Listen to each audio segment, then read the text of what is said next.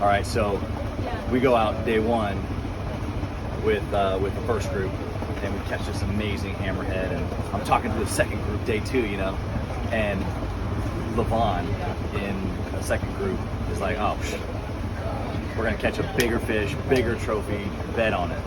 And so of course when we snagged the bite, we were like, Levon, get in the seat, bro. What he didn't know is the fight that was about to take place. And if you've been deep sea fishing, just like the physical and mental energy that it takes. It probably took us close to an hour to bring in this 112-inch bull shark. And so what Levon didn't know at that time was that it was going to take more than what he had. And so it's funny, he was pressing in, and I could just even see him in his business doing the same thing, just pressing in, and then the reality of it, I don't have any more. Like, my gas tank is empty, and it just hit him, fatigue, like literal fatigue in his arm, and he just could not get it to crank anymore.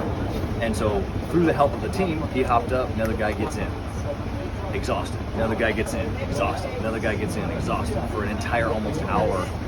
Cool part is that Levon ended back up in the seat to be able to actually get the shark right up to the edge of the boat. And what a feeling, to know that you start something out, but at the same time, you just don't have the full awareness of everything.